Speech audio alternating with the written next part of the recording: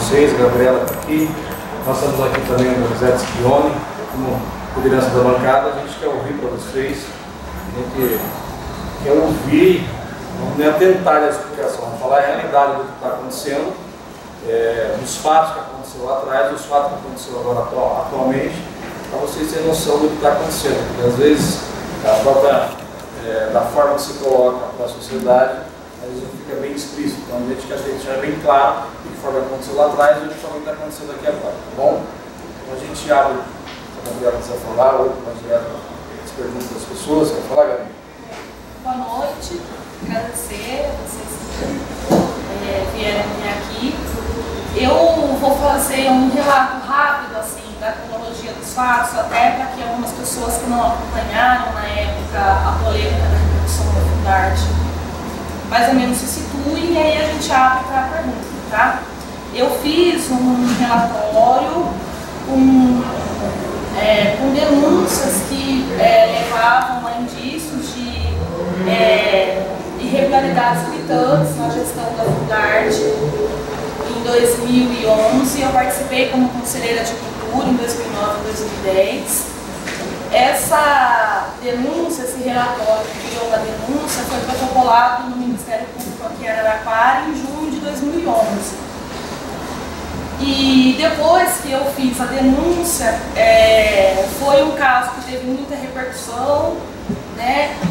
Outros artistas, na época inclusive, pessoas que trabalhavam com cultura, procuraram espontaneamente o Ministério Público para poder não só referendar as denúncias até então apresentadas, mas apresentar novas denúncias. E nesse tempo todo que correu, eu nunca voltei ao Ministério Público, não emiti nenhuma opinião, porque até então a investigação estava correndo. Aí, em janeiro de 2012, o promotor que estava no caso, que era então o Dr. Flávio Nunes, deu uma declaração na imprensa local, dizendo que até aquele momento não tinha encontrado nenhum indício de irregularidade no caso e que a tendência do trabalho da promotoria era de arquivar a nossa representação. Diante dessa declaração do promotor, na época eu apenas uma cidadã sem mandato, ainda não era vereadora, sem ter inclusive um espaço na mídia para poder fazer um contraponto, fiz críticas a essa postura da promotoria pública que era Araraquara no meu blog, e questionei o fato de não ter chamado determinadas testemunhas que estavam arroladas naquele documento, enfim, questionei a condução dos trabalhos.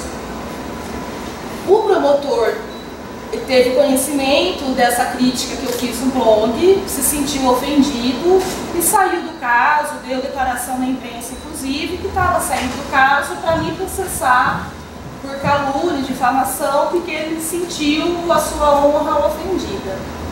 Isso foi em 2012. E a audiência desse processo foi feita na quinta-feira, aqui no Fórum de Araraquara. O promotor não estava representado pela sua advogada, e a decisão da Justiça em primeira instância foi a de acatar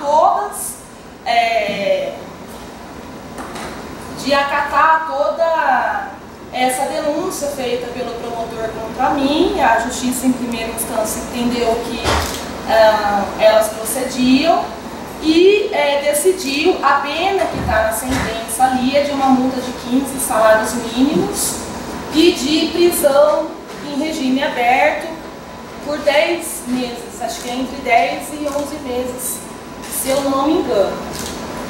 Pelo trâmite legal, é possível recorrer, e é evidente que nós vamos recorrer. O nosso entendimento é que é uma decisão exagerada, uma decisão, inclusive, que é muito pouco comum nos casos de processo por difamação. É muito pouco comum a gente ver esse tipo de decisão, mesmo em primeira instância. Então, diante disso, nós vamos recorrer em segunda instância, nosso prazo até quarta-feira. Quando a gente recorre, a decisão em primeira instância ela tem efeito suspensivo, ou seja, precisa ter depois uma decisão em segunda instância, que é possível, inclusive, que é algo que a gente acredita que vá reverter a pena que é dada aqui. Posso desde ganhar o processo, é possível que reverta a decisão e é possível também que se mantenha, né? Mas como existe essa possibilidade, é evidente que nós vamos recorrer. Então, basicamente, os fatos são esses e aí eu fico aberta para perguntas, se alguém tiver alguma dúvida.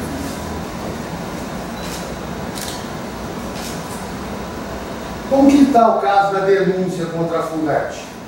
Que é meio estranho a gente ter uma denúncia por fatos gravíssimos, aparentemente,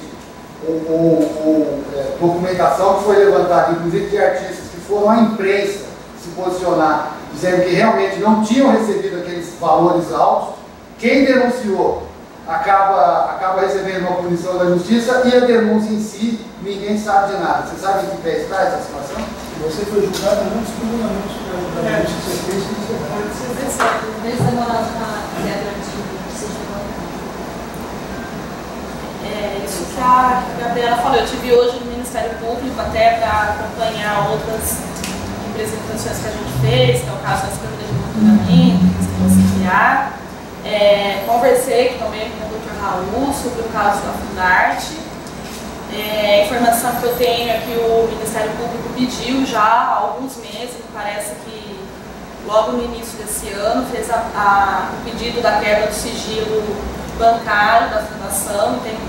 Tem um trabalho aí muito profundo, que inclusive é até mais complexo sobre aquilo que a gente denunciou, como se a gente tivesse denunciado a pontinha de um iceberg. O trabalho, né, desempenhado pelo Dr. Raul aprofundou. E até onde a gente tem aí um posicionamento, existem elementos mais do que concretos para se fundamentar a abertura de uma ação civil, que eu acredito que deve acontecer nos próximos dias, de acordo com as últimas informações que eu tive. Vai, gente.